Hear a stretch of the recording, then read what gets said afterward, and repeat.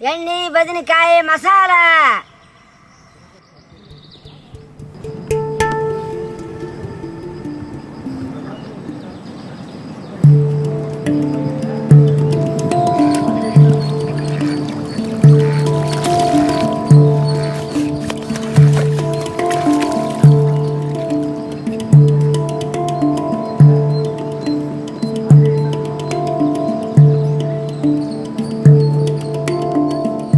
ಕರಿಬೇವು, ಹಸೆಕಾಯಿ, ಒಣಮೆಣಸಿನ್ಕಾಯಿ, ಬದನೆಕಾಯಿ ಎಲ್ಲವೂ ಸಿಗ್ತಾವೆ. ಅಡವಿಯಾಗಿದ್ದರೆ ನಾವು ಚೆನ್ನಾಗಿರ್ತೀವಿ, ಹೊರ್ತು ಉಣ್ತೀವಿ, ಆಯಾಗ ಮಕ್ಕಂತೀವಿ ಅಡಿವಾಗ. ನನ್ನ ಹೆಸರು ನಂದಿಬೆಂಡಿ ಮಾಯಮ್ಮ. ನನ್ನ ಮಗ ಸಂಗೀತ ಬಾರಿಸಿದ್ರೆ ಅದೇ ನನ್ನ ಜೀವನ.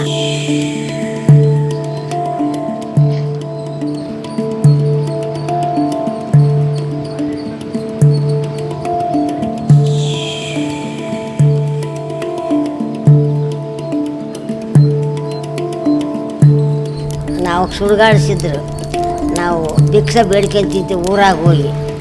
ನಮ್ಮವ್ವ ಮಾಡ್ತಿದ್ಲು, ನಾವು ಉಣ್ತಿದ್ವಿ ಸಣ್ಣ ಹುಡ್ರಿದ್ದಾಗ.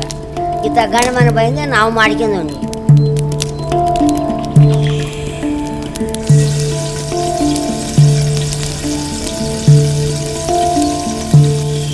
ಅಲ್ಲಿ ಆ ಊರು ಬಿಟ್ಟದು ಮತ್ತೆ ಒಂದು ಊರಿಗೆ ಹೋಗ್ಬೇಕು, ಆ ಊರು ಬಿಡೋದು ಮತ್ತೊಂದು ಊರಿಗೆ ಹೋಗ್ಬೇಕು. ನಾವು ಭಿಕ್ಷೆ ಬೇಡ್ಕೊಂಡಾರು, ಸುಡುಗಾಡಿಸಿದ್ರು, ಅದರಲ್ಲಿದ್ದು ನಮ್ಮ ಜೀವನ. ನಾವು ಸಣ್ಣ ಹುಡುಗಿದ್ವಿ ಆವಾಗಲಿದ್ದ ನಾವು ಹಿಂಗೆ ಹೊರಗೆ ಹೋಗೋದು, ಮಾಡ್ಕೊಂಡು ತಿನ್ನೋದು, ಹಿಂಗಾಯ್ತು ಜೀವನ.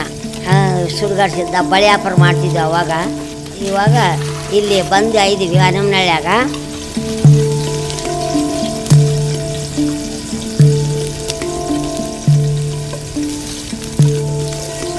ನನಗೆ 12 ಮಂದಿ ಮಕ್ಕಳು.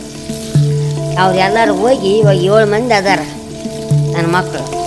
ಅವ್ರು ದೊಡ್ಡವರೇ ಹೋಗ್ಯಾರ, ಸಣ್ಣರು ಉಳ್ಕೊಂಡಾರ.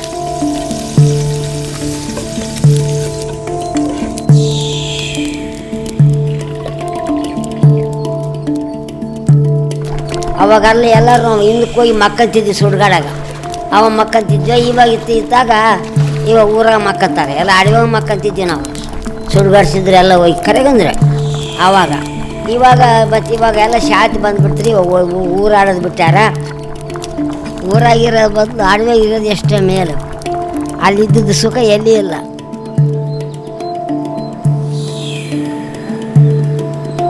ಆಂಜನೇಯ ಗುಡಿತೆಲ್ಲ ಇದೀವಿ ಹನುಮನಹಳ್ಳಿಯಾಗ. ಆತನ ಆಶೀರ್ವಾದ ನಮ್ಮ ಮೇಲೆ ಬೀಳ್ತೈತಿ. ಬೆಳ್ಕಲ್ದ್ರೆ ನಮ್ಮ ಪಾತ್ಯಾಗ ನಮ್ಮನ್ನು ಕಾಪಾಡ್ತಾನೆ ಆಂಜನೇಯ.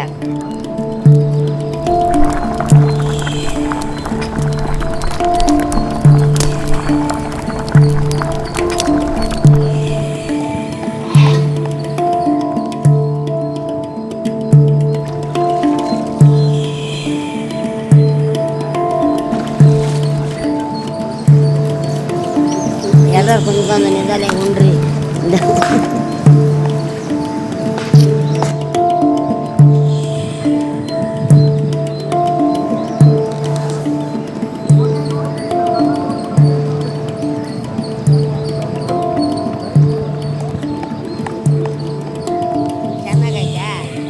ನಮ್ಮ ಅಲೆಮಾರಿಯ ಜೀವನ ಶೈಲಿ ತುಂಗಭದ್ರಾ ನದಿ ತೀರದಲ್ಲಿ ಗಿಡ ಮರ ಪ್ರಾಣಿ ಪಕ್ಷಿ ಗುಡ್ಡ ಬೆಟ್ಟಗಳ ನಡುವೆ ಋಷ್ಮುಖ ಪರ್ವತದಲ್ಲಿ ಎಣ್ಣೆ ಬದನೆಕಾಯಿ ಮಸಾಲ ಅಡಿಗೆ ಮಾಡಿಕೊಂಡು ಅನ್ನದಲ್ಲಿ ಬೆರೆಸುತ್ತಾ ತಿಂದರೆ ಆಹಾ ಸ್ವರ್ಗ ಸುಖ.